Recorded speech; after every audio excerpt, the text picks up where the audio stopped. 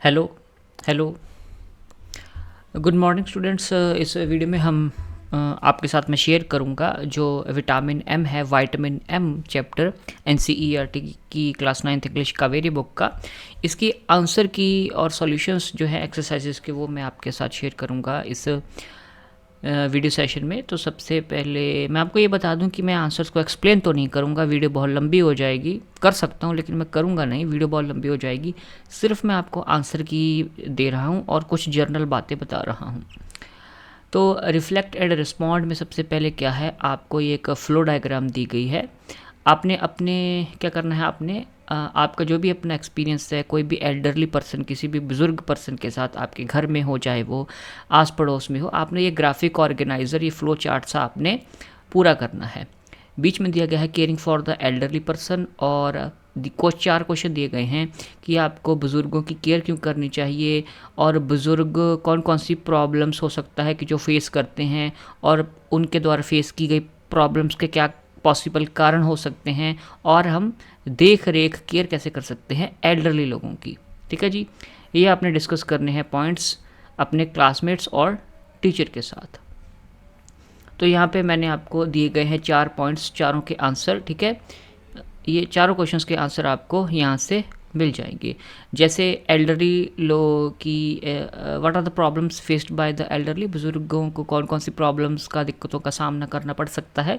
इसका जैसे मैंने आंसर दिया गया है कि फिज़िकल हेल्थ से रिलेटेड इश्यूज हो सकते हैं, देखने में, सुनने में, ठीक है, या तो चलने फिरने में कमी, अकेलापन, मेमोरी लॉस, ठीक है, याददाश्त, और इंडिपेंडेंस का लॉस, कि दूसरों के ऊपर डिपेंड हो जाते हैं वो अपने बेसिक रोज़मर्रा के कामों के लिए भी। ठीक है जी, ये इसका पहले क्वेश्चन का आंसर।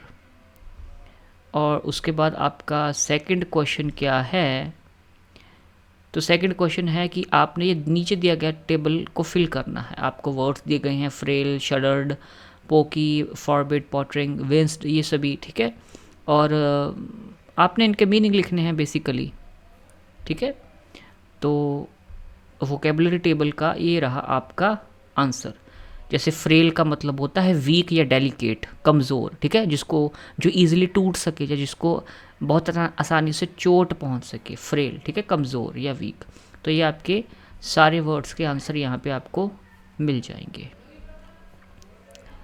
आगे आपका थर्ड क्वेश्चन है, आपने किसी ट्रेडिशन, रीति रिवाज, या किसी कहानी या कोई रेसिपी जो पास डन हुई है, ग्रैंड पेरेंट्स ने की है, या किसी बुज़ुर्ग ने आप किसी बुज़ुर्ग ने आपकी फैमिली को दी है, कोई रेसिपी, कोई कहानी, कोई ट्रेडिशन, रीति रिवाज, कि आपके फैमिली में ऐसा ही होता था, बुज़ुर्गों से चला आ रहा है। ठीक है, उसके बारे में सोचो। ठीक है, और उसका क्या महत्व है आपके लिए, उस ट्रेडिशन, स्टोरी या रेसिपी का, और वो how does it connect you to your growing up years. तो जब आप बड़े हो रहे थे, बचपन में आप उस स्टोरी से या ट्रेडिशन से कैसे कनेक्ट कर पा रहे थे, वो आपने उसके बारे में बताना है। चलो, ये छोड़ा हुआ है। ठीक है, इसको आप वैसे कॉपी पेस्ट करके अपना गूगल पे सर्च कर सकते हो, नॉट अ बिग डील। आगे आपका रीडिंग फॉर मीनिंग चैप्टर शुरू हो गया। मैं एक्सरसाइज देख लेता हूँ, अगली एक्सरसाइज कहाँ पे, ये रही, चेक योर अंडरस्टैंडिंग। 4 आपके क्वेश्चंस दिए गए हैं। जैसे पहला क्वेश्चन है कि दादाजी को शहर में रहना अपनी बेटी के साथ पसंद क्यों नहीं था, कि वो शहर में रहना क्यों पसंद नहीं था, क्योंकि शहर में नॉइज़ को हेट करते थे। ठीक है, और poke nature of the crowded city, poke का ऊपर बात हो गई थी। ठीक है, ऊपर बात यानी कि ये देखो, पोकी का मीनिंग आपको ऊपर दिया गया है, अनकंफर्टेबली स्मॉल। ठीक है, किसी कमरे के बारे में बात की गई है कि वो बहुत ही छोटा कमरा है। ठीक है, बेसिकली क्राउडेड है, लिमिटेड स्पेस है। ठीक है, तो ये चारों क्वेश्चंस के आंसर आपको यहाँ पे दिए गए हैं। ठीक है, ये चेक योर अंडरस्टैंडिंग के आपके चारों क्वेश्चंस के आंसर्स आपको दिए गए हैं। उसके बाद आपकी नेक्स्ट एक्सरसाइज ये रही, ये चेक योर अंडरस्टैंडिंग में आपने ये फ्लो चार्ट जो है वो कंप्लीट करना है कि दादाजी की स्टोरी कहाँ से शुरू हुई थी, सबसे पहले जब वो घर से बाहर गए थे, कहाँ गए थे, उसके बाद उनकी जो ट्रैवलिंग जर्नी है उनको आपने डॉक्यूमेंट करना है। तो जैसे पहले ग्रैंडपा जो है थे वो तमिल न्यूज़पेपर लेने के लिए बाहर गए, रवि उनको फॉलो करता है, और ग्रैंडपा सबसे पहले रुकते हैं कहाँ पे, तो ये आपने कंप्लीट करना है। तो आपको ये नंबरिंग दी गई है 1 2 4 3, ये ऐसे चल रहा है इधर से इधर से इधर, ठीक है। 1 2 3 4 5 6 7 8, और कहीं कहीं पे 2 या 3 ब्लैंक्स भी हैं। ये मैं जैसे फर्स्ट में 1 ब्लैंक है, सेकंड में 1 2 3 ब्लैंक्स हैं, फोर्थ में 2 ब्लैंक्स हैं। तो मैं आपको नंबरिंग दे रहा हूँ, ठीक है। नंबरिंग के अकॉर्डिंग आप अपना इस फ्लो चार्ट को कंप्लीट कर सकते हैं। जैसे पहली ब्लैंक में पहले नंबर पे एक ही ब्लैंक थी, तो उसका आंसर चिल्ड्रंस पार्क है, यानी कि grandpa first stops at children's park. फिर सेकंड क्वेश्चन में 3 ब्लैंक्स हैं, तो सेकंड क्वेश्चन में आपका 3 नहीं 2 ही ब्लैंक्स हैं। Buys dash and watches dash, buys paper cone of peanuts and watches children play. Alright, जैसे सेवन्थ में 2 ब्लैंक्स हैं, two A dash and dash, तो सेवन्थ का two A bus stop and boards अ बस, ये आंसर है, ठीक है जी। तो ये आप यहाँ पे फ्लो चार्ट को कंप्लीट कर सकते हैं। और फ्लो चार्ट के बाद आपके कुछ क्वेश्चंस हैं, second question, third question, fourth question. Second question जैसे है कि वॉज ग्रैंडपा लॉस्ट, हेलो आवाज़ ठीक आ रही है? ऑलराइट, कि was grandpa lost as feared by Ravi's mother, कि जैसे रवि के मदर को डर था कि ग्रैंडपा खो जाएंगे, तो क्या वाकई में वो खो गए थे? नो, खोए नहीं थे ग्रैंडपा। वो परफेक्टली अवेयर थे कि उनकी सराउंडिंग्स में क्या हो रहा है, और रवि के घर आने से पहले वो घर आ गए थे, ठीक है जी। तो जो आपके ये क्वेश्चन है सेकंड, थर्ड, फोर्थ क्वेश्चन, उसका आपका ये सेकंड क्वेश्चन का आंसर, ये थर्ड का, ये फोर्थ क्वेश्चन का आंसर आपको यहाँ पे मिल जाएगा। उसके बाद नेक्स्ट एक्सरसाइज आपकी यहाँ से शुरू होती हैं। आपकी चेक योर अंडरस्टैंडिंग में आपके फर्स्ट, सेकंड और थर्ड क्वेश्चन आपको दिए गए हैं। तो चेक योर अंडरस्टैंडिंग में आपके ये तीनों क्वेश्चंस के आंसर आपको दिए गए हैं, ठीक है। ये आपका नंबर 1, ये नंबर 2, ये नंबर 3, तीनों क्वेश्चंस के आंसर आपको मिल जाएंगे। उसके बाद क्रिटिकल रिफ्लेक्शन का पहला क्वेश्चन आपका एक्सट्रैक्ट आ गया, कि चैप्टर में से कुछ पैराग्राफ की लाइंस आपको निकाल के दे दी और उसके ऊपर आपको क्वेश्चन पूछ ले। कितने क्वेश्चन हैं? तो फर्स्ट क्वेश्चन है, सेकंड है, थर्ड है, फोर्थ है और फिफ्थ है। 5 क्वेश्चन हैं पहले एक्सट्रैक्ट के। तो ये आपका एक्सट्रैक्ट 1 का एनालिसिस आ गया। ये देखो जी, ये आपके 1 2 3 4 5 क्वेश्चंस के आंसर आपके ये रहे पहले एक्सट्रैक्ट के। ऑलराइट, उसके बाद आपका एक्सट्रैक्ट नंबर सेकंड आ गया, ठीक है। I had a quite morning वाला, इम्पेशेंटली तक ये पैराग्राफ है आपका। आगे आपके कितने क्वेश्चंस हैं? 1 2, उसके बाद 3 4 एंड 5 क्वेश्चंस आपके एक्सट्रैक्ट नंबर 2 के हैं जी। ये रहा एक्सट्रैक्ट नंबर 2, और ये आपके 1 to 5 क्वेश्चंस के आंसर्स ये रहे। फिर आपके आंसर द फॉलोइंग क्वेश्चंस आ गए हैं। ये आपके शॉर्ट आंसर टाइप क्वेश्चंस हैं, ठीक है। 1 2 3 4 5 6 7 एंड 8 आपके शॉर्ट आंसर टाइप क्वेश्चंस हैं। तो ये आपके शॉर्ट आंसर क्वेश्चंस शुरू हो गए, ठीक है। फर्स्ट का आंसर आपको ये दे दिया, सेकंड कैरेक्टरिस्टिक ट्रेट्स आपको ये आंसर्स दे दिया, थर्ड का आंसर मिल गया, ये फोर्थ का आपको आंसर दे दिया, ठीक है। फिफ्थ का आंसर, सिक्स्थ, सेवन्थ, एट्थ का आंसर, ठीक है। ये 1 to 8 क्वेश्चंस के आपको आंसर मिल गए। आप स्क्रीनशॉट ले सकते हैं, जैसे भी आपको करना होगा, यू कैन डू दैट। उसके बाद आपके वोकेबुलरी एंड स्ट्रक्चर्स के आंसर आ गए, क्वेश्चंस आ गए हैं, ठीक है। तो बॉक्स में कुछ वर्ड्स दिए गए हैं, ये आप बॉक्स देख रहे हैं, ये पॉटरिंग बूम्ड, ये कुछ बॉक्स में वर्ड्स दिए गए हैं, ठीक है। तो कॉलम 1 में आपको मूवमेंट वर्ड्स छांटने हैं, और कॉलम 2 में आपने साउंड वर्ड्स। कॉलम 1 में आपने वो वर्ड्स लिखने हैं जो आपको मूवमेंट के बारे में बता रहे हैं, क्या हलचल हो रही है, और कॉलम 2 में आपने वो वर्ड्स लिखने हैं जो आपको आवाज़ों के बारे में बता रहे हैं। एक एग्जाम्पल को आपको किया गया है, जैसे कॉलम 1 में पॉटरिंग लिखा हुआ है, एक मूवमेंट है, ठीक है। कॉलम 2 में बूम्ड, ये एक साउंड की आवाज़ है। तो आपका ये रही क्लासिफिकेशन। ये आपको मैंने सारे मूवमेंट वर्ड्स दे दिए जो कॉलम 1 में आपने लिखने हैं, और ये आपके साउंड वाले वर्ड्स हो गए जो आपने कॉलम 2 में लिखने हैं। ओके जी,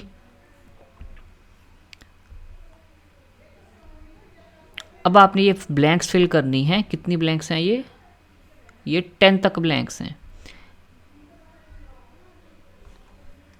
अभी आपने 10 तक ब्लैंक्स फिल करनी है with appropriate words from column 1 और 2, कॉलम 2। अभी जो आपने ऊपर कॉलम 1 और 2 में वर्ड्स भरे हैं कॉलम 1 में मूवमेंट वर्ड्स और कॉलम 2 में आपने साउंड वर्ड्स भरे हैं, उनसे ही उनका इस्तेमाल करके आपने सही से ये ब्लैंक्स को फिल करना है। ठीक है, तो ये 1 to 10 ब्लैंक्स हैं और 1 to 10 ब्लैंक्स का ये आपको ये आंसर दिया गया है। ठीक है, 1 to 10 ब्लैंक्स आपके ये आंसर्स दिए गए हैं। ये डिटेक्टिव शंकर से जुड़ी हुई स्टोरी है। ठीक है, जो ब्लैंक्स हैं ये देखो, डिटेक्टिव की तस्वीर बनी हुई है, ये रहा डिटेक्टिव शंकर। आगे सेकंड में क्या है,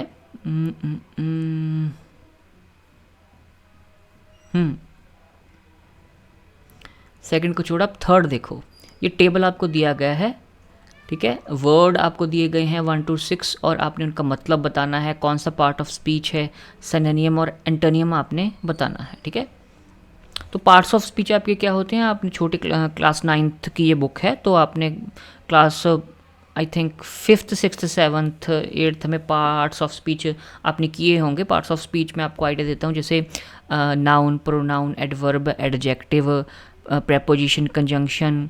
ठीक है, इंटरजेक्शंस, ये आपके ऐसे पार्ट्स ऑफ स्पीच होते हैं। आई थिंक 8 होते हैं, एक बार आप देख लेना। इनको आप कलेक्टिवली पार्ट्स ऑफ स्पीच कहते हैं, noun, pronoun, verb, adverb, adjective, preposition, conjunction, interjection. ठीक है, और सिनोनियम क्या होते हैं, सेम मीनिंग वाले वर्ड्स। एंटोनियम ऑपोजिट मीनिंग वाले वर्ड्स। ठीक है, तो ये टेबल हम फिल करेंगे, नंबर 3 वाला वोकेबलरी टेबल। तो सबसे पहले आपने ये वर्ड्स लिखे हैं। ठीक है, फिर आपको सबसे पहले आपके ये वर्ड्स लिखे हुए हैं, उसके बाद उनका मतलब क्या है, फिर ये कौन सा पार्ट ऑफ स्पीच है, सिनोनियम दिया गया है, एंटोनियम दिया गया है। ठीक है, जैसे डायलेमा का मतलब क्या होता है, डायलेमा का मतलब होता है difficult choice between 2 options, 2 options में चॉइस, और आप कन्फ्यूज हो कि पहले ऑप्शन चूज़ करूँ कि सेकंड। और डायलेमा क्या है, डायलेमा क्या है, डायलेमा एक नाउन है, आपको दिया गया नाउन, यानी कि name of a person, place, thing. अब ना ही ये पर्सन है, ना ही ये प्लेस है, ना ही ये थिंग है। ठीक है, एक एब्स्ट्रैक्ट नाउन है, ये एब्स्ट्रैक्ट नाउन जिसको आप टच नहीं कर सकते। और इसका सिनोनियम क्या है, प्रीडिकामेंट, और एंटोनियम है सॉल्यूशन। जैसे फ्यूरियस वर्ड है, फ्यूरियस वर्ड का मतलब होता है बहुत ज़्यादा गुस्से में, एक्सट्रीमली एंग्री। अब ये एक एडजेक्टिव है, विशेषण है, किसी चीज़ की क्वालिटी बता रहा है, तो ये एडजेक्टिव है। फ्यूरियस का सेम मीनिंग वाला वर्ड हो गया एनरेज्ड, इसका भी मतलब होता है बहुत गुस्से में। और इसका उल्टा एंटोनियम क्या हो गया, काम, बिल्कुल शांत। तो ये आपका वोकैब का टेबल है।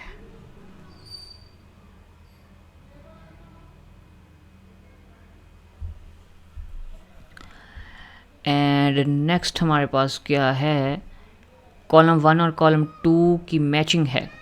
ठीक है जी, तो कॉलम 1 में आपको इमोशंस या एक्सप्रेशंस दिए गए हैं। ठीक है, एम्बेरस्ड का मतलब क्या होना, शर्मिंदा होना होता है, और उनके मतलब से आपने मैच करना है। तो आपका ये अटायर एक रह गया था। ठीक है, क्राफ्टली, डायलेमा, फ्यूरियस, बूम्ड, ह्यूमिलिएशन, और ये अटायर का मीनिंग। इमोशंस को आपने मैच करना है। एम्बेरस्ड का मतलब होता है फेल्ट अनकंफर्टेबल। ठीक है, आपको अनकंफर्टेबलनेस महसूस हो रही है। काउंटर्ड का मतलब होता है किसी आर्गुमेंट का रिप्लाई देना। फ्लश्ड का मतलब क्या होता है, चेहरा लाल हो जाना, became red in the face. तो ये आपके इमोशंस या एक्सप्रेशंस की मैचिंग है। एक आपको एक्स्ट्रा दिया गया था, टू बी कन्फ्यूज्ड। ठीक है, ये किसी से मैच नहीं होगा, एक एक्स्ट्रा आपको ऑप्शन दी गई थी कन्फ्यूज़ करने के लिए। 5 इमोशंस थे, 6 ऑप्शंस थी, हाँ एक एक्स्ट्रा थी। आगे क्या है आपका, फिर आपकी ब्लैंक्स आ गई। प्रेपोजिशंस से आपने फिल करनी है ब्लैंक्स। प्रेपोजिशंस क्या होते हैं, प्रेपोजिशंस ऐसे वर्ड्स होते हैं जो शो करते हैं रिलेशनशिप, किसका संबंध शो करते हैं, नाउन और प्रोनाउन का अदर वर्ड्स के साथ, और बताते हैं डायरेक्शन, लोकेशन, टाइम या मैनर। ठीक है, तो प्रेपोजिशंस क्या होते हैं, वो वर्ड्स जो और शब्दों के साथ नाउन्स या प्रोनाउंस का रिलेशन शो करते हैं। तो ये आपके 1 से लेके 6 तक आपकी ब्लैंक्स है, ये आपको ऑप्शंस दिए गए हैं, ठीक है। जैसे 6th ब्लैंक्स को फिल करने के लिए इनटू, टुवर्ड्स, बियॉन्ड आपको 3 ऑप्शंस दिए गए हैं। तो इसका आंसर आपका क्या है प्रेपोजिशंस वाले का, ये रहा आपका आंसर। फर्स्ट का थ्रू, ओवर, नियर, इन, 5th का अलॉन्ग, 6th का टुवर्ड्स, ठीक है। ये आपके प्रेपोजिशंस के आंसर हो गए। उसके बाद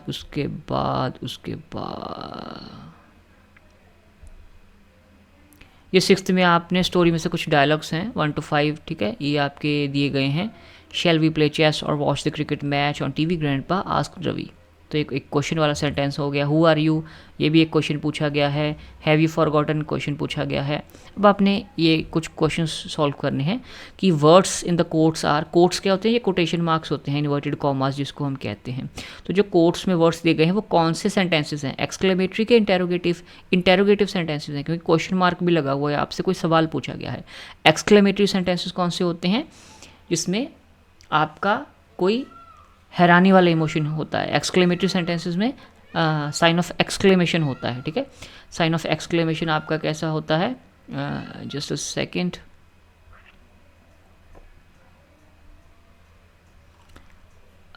साइन ऑफ एक्सक्लेमेशन आपका कैसा होता है, ठीक है। साइन ऑफ एक्सक्लेमेशन आपका होता है ऐसे डंडा और नीचे बिंदी सी, ये साइन ऑफ एक्सक्लेमेशन हो गया। और ये आपका साइन ऑफ इंटेरोगेशन हो गया। तो वर्ड्स जो कोट्स में दिए गए हैं वो इंटेरोगेटिव सेंटेंसेस हैं। जो सेंटेंसेस 1, 4, 5 हैं वो कौन से इंटेरोगेटिव सेंटेंसेस हैं, 1, 4 एंड 5।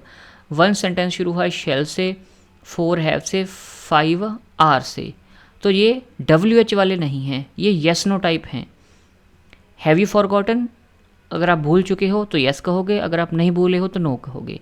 तो क्वेश्चन बनाने के 2 तरीके होते हैं, या तो आप WH वर्ड्स का इस्तेमाल करो, जैसे हु, व्हाट, वेयर, व्हेन, हुम, व्हाई, ये आपके WH से बनाने वाले क्वेश्चन सेंटेंसेस हो गए। और एक आपका तरीका होता है हेल्पिंग वर्ब को निकाल के आगे लिख दो। हेल्पिंग वर्ब से आप सेंटेंस स्टार्ट करोगे तो वो क्वेश्चन सेंटेंस बन जाएगा, जैसे शैल, हैव, आर, ये हेल्पिंग वर्ब्स हैं। तो 1, 4, 5 जो टाइप के सेंटेंसेस हैं ये शेल, हैव और आर से शुरू हो रहे हैं हेल्पिंग वर्ब से, तो ये yes no type interrogative sentences हैं। सेंटेंसेस 2 और 3 आपके WH वाले इंटेरोगेटिव सेंटेंसेस हैं। तो इंटेरोगेटिव सेंटेंसेस कितने तरीके के होते हैं, एक WH वाले होते हैं, एक येस नो वाले। जो आपके पहली टाइप है WH वर्ड से शुरू होने वाली इंटेरोगेटिव सेंटेंसेस, दूसरी टाइप है आपकी हेल्पिंग वर्ब से शुरू होने वाले सेंटेंसेस जिसका आंसर येस या नो में होगा, ठीक है। तो 2 तरीके के आपके क्वेश्चन वाले सेंटेंसेस होते हैं। इंटेरोगेटिव सेंटेंसेस 2 टाइप्स के होते हैं। फिर आपको ये डायरेक्ट और इनडायरेक्ट स्पीच की कन्वर्जन आपको दी गई है। ये स्टैंड अलोन टॉपिक मैं रखूँगा, ठीक है। ग्रामर भी स्टार्ट करूँगा इंग्लिश की, तब आपको डीप इसमें जाऊँगा, ठीक है। ग्रामर के टॉपिक्स में डायरेक्ट इनडायरेक्ट टेंसेस में आपको मोटा मोटा बता देता हूँ, ठीक है, कि अगर किसी ने बात कही गई है, अगर किसी ने कोई बात कही गई है और उस बात को आपने कोटेशन मार्क्स में वैसे का वैसा ही आपने लिखा है या कहा है, तो वो आपकी डायरेक्ट स्पीच होती है। और जब आपको किसी और के वर्ड्स को आप रिपोर्ट बैक करते हो, मान लीजिए ए पर्सन ने कुछ कहा और आप उसकी बात बी पर्सन को बता रहे हो, रिपोर्ट बैक कर रहे हो, तो आप इनडायरेक्ट स्पीच का, रिपोर्टेड स्पीच का इस्तेमाल करोगे। अब इसमें कुछ चेंज होता है, जैसे डायरेक्ट स्पीच में अगर प्रेजेंट टेंस दिया गया हो, ठीक है, डायरेक्ट स्पीच में अगर प्रेजेंट टेंस में बात कही गई हो तो इनडायरेक्ट स्पीच में वो पास्ट टेंस में बदल जाएगी। और अगर डायरेक्ट स्पीच में बात पास्ट टेंस में दी गई हो, वो इनडायरेक्ट स्पीच में आपकी पास्ट परफेक्ट में बदल जाएगी। प्रेजेंट प्रोग्रेसिव यानी कि प्रेजेंट कॉन्टिन्यूस पास्ट कॉन्टिन्यूस बन जाएगा, past continuous past perfect continuous बन जाएगा। हियर वर्ड है तो देयर में कन्वर्ट हो जाएगा, टुडे का दैट डे, टुमारो का द फॉलोइंग डे बन जाएगा, नाउ का देन बन जाएगा, ठीक है। ये आपके टेंसेस के चेंज होंगे। एक तो अगर आप डायरेक्ट स्पीच को इनडायरेक्ट स्पीच में कन्वर्ट कर रहे हो, ठीक है, या डायरेक्ट स्पीच को आप रिपोर्टेड स्पीच में कन्वर्ट कर रहे हो, इनडायरेक्ट स्पीच का ही दूसरा नाम रिपोर्टेड स्पीच है, तब आपके क्या क्या चेंजेस हो गए। नंबर 1 पे टेंसेस का चेंज होगा, नंबर 2 पे प्रोनाउंस चेंज होंगे, आई का ही शी बन जाएगा सेंटेंस के अकॉर्डिंग कि अगर लड़के के लिए बात कही गई है तो आई का ही बन जाएगा, लड़के ने अगर बात कही गई है तो आई का ही बन जाएगा, अगर लड़की ने बात कही गई है तो आई का शी बन जाएगा, अगर लड़की ने बात कही है। ठीक है, और ये कुछ आपको चेंजेस दिए गए हैं इंटेरोगेटिव सेंटेंसेस के बारे में।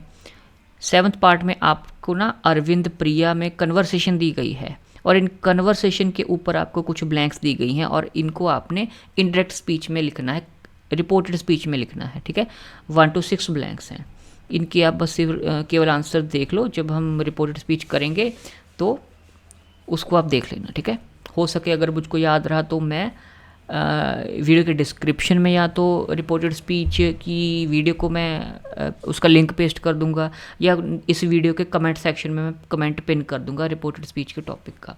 तो ये आपको सारा दिया गया है आंसर। ठीक है, 1 to 6 से लेके, जैसे Arvind asked Priya if she, तो फर्स्ट का आंसर आपको बोल्ड दिया गया है, इफ़ बोल्ड में दिया गया है, if she helped in taking care of her grandparents at home. ठीक है, ये आप ब्लैंक्स में फिल करोगे। फिर आपका जो सेकंड ब्लैंक्स है दे के बाद आप सेकंड ब्लैंक्स में फिल करोगे took turns making sure they were all right. ठीक है, ये बोल्ड में आपको आंसर्स दिए गए हैं, अगर नहीं दिख रहे तो मैं और इसको ये लो बड़ा कर देता हूँ। ठीक है जी, ये आपका टॉपिक आपका ख़त्म होता है यहाँ पे।